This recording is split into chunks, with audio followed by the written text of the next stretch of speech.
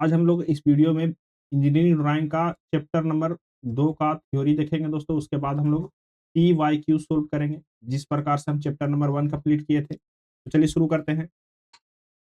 इसमें दोस्तों हम लोग चैप्टर नंबर 1 को अच्छा से कंप्लीट कर लिए हैं, 6 वीडियो लगभग। इसमें थ्योरी प्लस पी-वाई-क्यू, पी-वाई-क्यू जो लगभग कितने क्वेश्चन है दोस्तों, 85 या 90 क्वेश्चन के लगभग में है। तो सारे क्वेश्चन को बारीकी से हम लोग ध्यानपूर्वक सोल्व कर चुके हैं।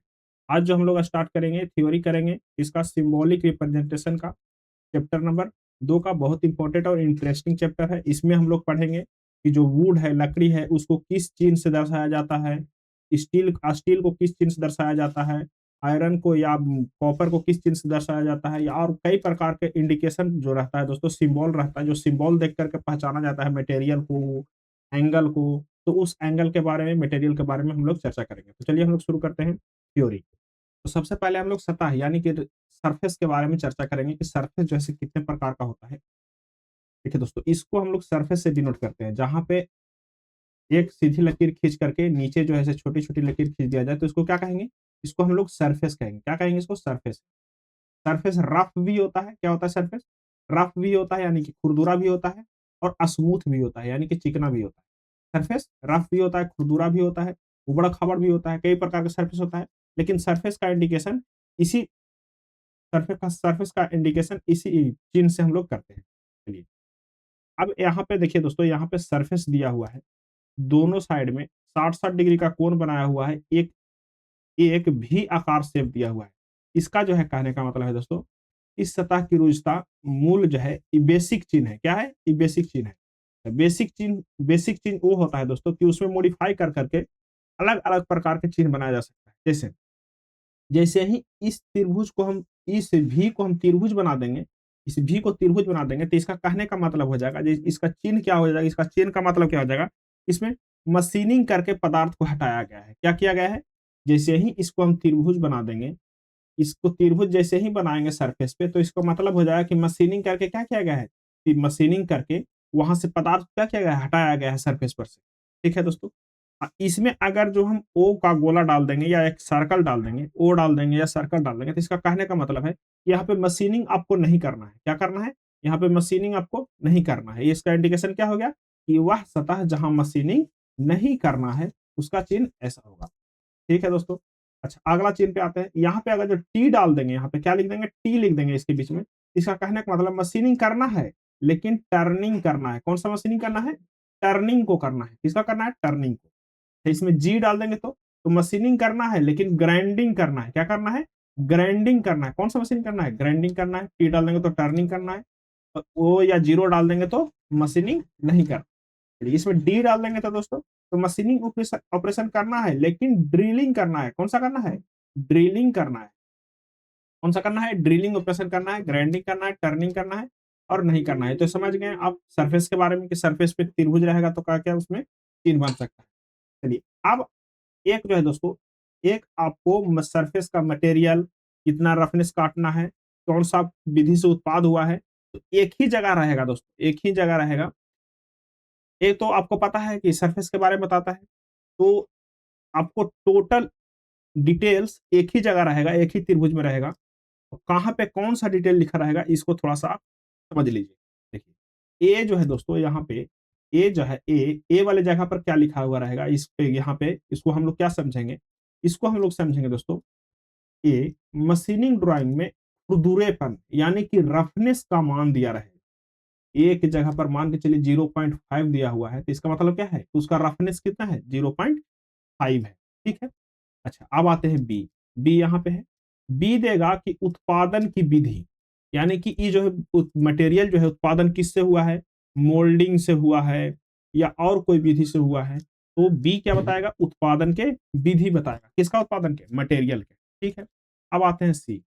यहाँ पे सी, सी कहता है, सी जो है ड्राइंग में प्रदर्शित लंबाई या वेवीनेस ऊंचाई, यानी कि दोस्तों ये जो मटेरियल है उसका लेंथ या हाइट के बारे में इंडिकेट कौन करेगा? सी। मान के चलिए कि सी के जगह पर आपको दिया हुआ है 10 mm, यानी कि कहने का मतलब है दोस्तों कि जो मटेरियल है उसका लंबाई कितना है?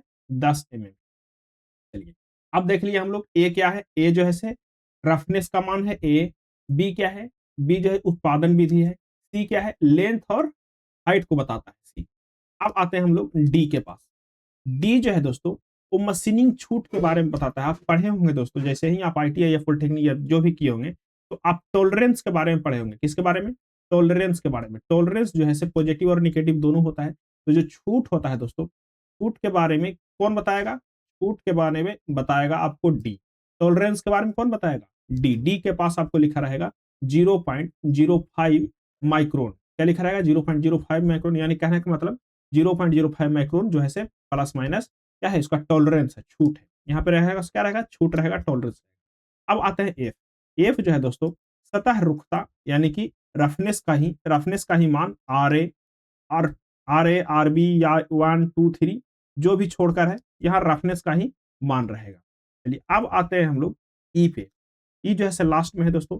ई जो है वो जिस दिशा में फिनिशिंग किया हुआ है, उस दिशा के जैसे फिनिशिंग क्या प्रकार का होता है दोस्तों? एंटी क्लॉकवाइज भी होगा, क्लॉकवाइज भी होगा। तो उस दिशा का इंडिकेशन रहेगा कहाँ पे? ई के पास। इसके पास? ई के पास। तो ले की दिशा, जिस दिशा में फिनिशिंग किया जाता है, उसको दर्शाया जाएगा कहाँ पे? ई के पास। तो हम लोग कितना सारे पॉइंट के बारे में चर्चा कर लिए। ए कहने का मतलब है, ए जो है से रफनेस का मान दिया हुआ रहेगा। बी क्या है? बी जो है दोस्तों उत्पादन विधि दिया रहेगा। सी क्या है? सी जो है से लेंथ और हाइट दिया रहेगा। ई डी क्या है? तो डी आप कहेंगे सर मशीनिंग छूट है, टॉलरेंस है। ठीक है। अच्छा ई क्या है? ई जो है से ले दिया हुआ है, यानी कि दिशा दिया हुआ है, किस दिशा में फिनिशिंग किया वो मटेरियल है। और एफ जो है दोस्तों, एफ भी रफनेस दिया रहेगा R1 R2। अब हम थोड़ा-सा कुछ पदार्थों के चिन्ह के बारे में चर्चा कर लेते हैं कि कौन-सा पदार्थ को किस प्रकार इंडिकेट किया जाता है। तो थोड़ा-सा समानता है दोस्तों स्टील और कास्ट आयरन में। दो स्टील का 2 चिन्ह होता है। एक चिन्ह ये है जो 45 डिग्री पे एचिंग किया हुआ है, 45 डिग्री पे। तो दोस्तों इसमें डबल लाइन का उपयोग ज़्यादा होता है। स्टील में दोस्तों डबल लाइन का उपयोग ज़्यादा होता है, लेकिन कहीं-कहीं सिंगल लाइन का भी हैचिंग उपयोग कर लेते हैं। लेकिन सिंगल लाइन का हैचिंग जो है दोस्तों, वो प्रॉपर स्टील में यूज़ ना होकर के किसमें यूज़ होता है? कास्ट आयरन में, कॉपर में, एलॉय में या फिर एल्यूमीनियम एलॉय में यूज़ होता है। कौन-सा? सिंगल लाइन वाला। और डबल लाइन वाला रहेगा किसमें? स्टील में। स्टील जैसे दोनों इंडिकेशन का प्रयोग कर लेता है। कौन-कौन? डबल लाइन का भी, सिंगल लाइन का भी। लेकिन कास्ट आयरन, कॉपर, एल्यूमीनियम जो है सिंगल लाइन का ही प्रयोग करता है। थोड़ा-सा ध्यान रखिएगा कि स्टील में डबल लाइन और सिंगल लाइन दोनों प्रयोग हो जाता है। ऑप्शन में दोनों रहे तो दोनों इनमें से 2 मार दीजिएगा। लेकिन अगर जो 3 ऑप्शन रहे दोस्तों, चारों ऑप्शन रहे, तो आपको ए वाला ऑप्शन सही करना है। तो आपको पता है किस कास्ट आयरन, कॉपर आदि जो है एक ही लाइन वाला हैचिंग का प्रयोग करता है। अब आते हैं देखिए पॉइंट नंबर 3। इसमें ब्रॉन्ज, ब्रास और गन मेटल का इंडिकेशन है। इसमें सिंगल लाइन तो रहेगा दोस्तों, लेकिन नीचे हर एक सिंगल लाइन के नीचे डॉट डॉट डॉट वाला लाइन एक रहेगा। हर एक सिंगल लाइन के पीछे डॉट डॉट डॉट वाला एक लाइन रहेगा। ठीक है। अब आते हैं पॉइंट नंबर 4 के पास। लेड, जिंक, टीन या सफेद धातु का इंडिकेशन रहेगा दोस्तों क्रॉस वाला। कितना वाला? क्रॉस वाला। दोनों तरफ 45 डिग्री से क्रॉस किया हुआ रहेगा। ये किसका रहेगा? लेड, जिंक, टीन और सफेद धातु। बस दोस्तों आप एक बार देख लीजिए। हम लोग जैसे ही ऑब्जेक्टिव को सोल्व करेंगे, ऑब्जेक्टिव को पीवाईक्यू को देखेंगे, तो हम लोग को सारा जो कंफ्यूजन है दूर हो जाएगा। चलिए पॉइंट नंबर 5 में देखिए ग्लास। तो ग्लास का इंडिकेशन रहता है दोस्तों, एक चौकोर है बॉक्स, उसमें ऐसा चिन्ह रहेगा, वो क्या रहेगा? ग्लास का रहेगा। चलिए, अब आते हैं पोर्सिलिन, स्टोनवेयर, मार्बल और स्लेट आदि का चिन्ह क्या रहेगा दोस्तों? इसका डॉट डॉट डॉट रहेगा, 45 डिग्री पर हैचिंग रहेगा। अब थोड़ा-सा चेंज होगा दोस्तों, एस्बेस्टस फाइबर वेल्ट या रबर मोम रेजिन आदि। इसमें दोस्तों एक लाइन जो है सीधी रहेगा। एक लाइन क्या रहेगा? सीधी रेखा में रहेगा। एक लाइन क्या रहेगा दोस्तों? सीधी रेखा में एक लाइन रहेगा। एक लाइन क्या रहेगा? सीधी रेखा में एक लाइन रहेगा, सीधी रेखा में। उसको 45 डिग्री पर काटा हुआ रहेगा। कितने डिग्री पर? 45 डिग्री पर काटा हुआ रहेगा। 45 डिग्री पर काटा हुआ रहेगा तो कौन-सा होगा? वो हो जाएगा रबर का, पोर्सिलिन का या एस्बेस्टस का इसका। चलिए अब आते हैं 8 नंबर लिक्विड का दोस्तों। पानी, तेल, पेट्रोलियम, मिट्टी आदि सब क्या होता है? लिक्विड होता है। ये सब क्या है?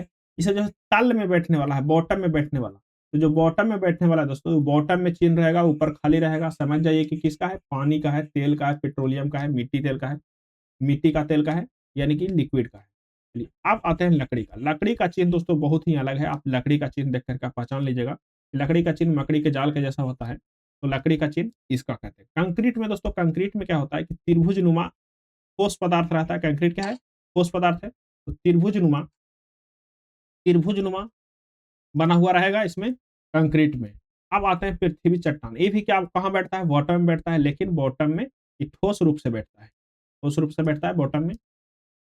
जो सारे 11 प्रकार के चिन्ह थे दोस्तों, पदार्थ को जो निरूपण किया करने वाला चिन्ह था, वो बहुत इंपॉर्टेंट है। 1-2 बार आप देख लीजिएगा, उसके बाद हम लोग जैसे ही पीवाईक्यू सोल्व करेंगे, उसमें हम लोग अच्छा से चर्चा करेंगे। चलिए, अब देखते हैं हम लोग कुछ प्रतीक है दोस्तों, कुछ प्रतीक है किससे? वेल्डिंग से। जो वेल्डिंग होता है, वेल्ड होता है, उससे कुछ प्रतीक है। अगर जो स्टार जहाँ पे छापा हुआ है दोस्तों, उसको हम लोग कहेंगे स्पॉट वेल्ड। कौन-सा बेल्ट कहेंगे? Spot belt. फिर जो इस प्रकार का चिन्ह बनाया है उसको हम लोग कहेंगे सीम बेल्ट। क्या कहेंगे इसको? सीम बेल्ट। और इसमें फ़ील किया हुआ है, जैसे मतलब फ़ील करके बनता है दोस्तों, आप देखे होंगे कि कोई प्लेट है, उसपे आप ऊपरे खड़ा करते हैं 90 डिग्री पर कोई प्लेट, तो यहाँ पे फ़ील्ड वेल्ड होता है। क्या होता है? फ़िलेट वेल्ड होता है। इसको क्या कहेंगे? Fillet weld. इसको हम लोग कहेंगे वी वेल्ड और इसको कहेंगे ऑफसेट वेल्ड। Offset weld. चलिए, कुछ पाइप है दोस्तों, कुछ पाइप फिटिंग का निरूपण है, जो मतलब कि पाइप फिटिंग होता है, उसमें कई प्रकार का होता है। 45 डिग्री पर ही पाइप फिटिंग होता है, 90 डिग्री पर ही पाइप फिटिंग होता है। जैसे ही आपको 45 डिग्री पर कह दें, 90 डिग्री पर कह दें, तो एल्बो लगता है दोस्तों। क्या लगता है उसमें? एल्बो। आप देखे होंगे पाइप फिटिंग होता होगा तो एक टी आता है, एक एल आता है, एक 90 डिग्री पर आता है। तो देखिए, ये 90 डिग्री पर है, इसको क्या कहेंगे? 90 डिग्री एल्बो। देखिए, ई यूनियन है दोस्तों, जहाँ पे एक जगह से कई कनेक्शन होता है, उसको क्या कहेंगे? यूनियन। ये क्या है? यूनियन का चिन्ह है। ये रिड्यूसर का चिन्ह है दोस्तों। देखिए, यहाँ से ज़्यादा, यहाँ का डायमीटर क्या है? बड़ा है, यहाँ का डायमीटर क्या है? छोटा है। पाइप का डायमीटर क्या है? बड़ा है, छोटा? तो बड़ा से छोटा होगा तो क्या हो जाएगा? रेड्यूसर। क्या होगा? रेड्यूसर। अब हम लोग देखेंगे ऑब्जेक्टिव नंबर 1। तो चलिए दोस्तों, पहले हम लोग थ्योरी को कंप्लीट कर लिए। इसको लास्ट तक देखने के लिए बहुत-बहुत धन्यवाद। आप इस चैनल पर नए हैं तो चैनल को सब्सक्राइब करें, वीडियो को लाइक करें और कमेंट करके ज़रूर बताएँ दोस्तों। हम लोग अगले वीडियो में मिलते हैं, क्योंकि वीडियो लंबा हो जाएगा। अगले वीडियो में मिलते हैं, पीवाईक्यू यानी क्वेश्चन नंबर 1 से स्टार्ट करेंगे रिवीजन करने के लिए। तो चलिए, यहीं तक रहने देते हैं।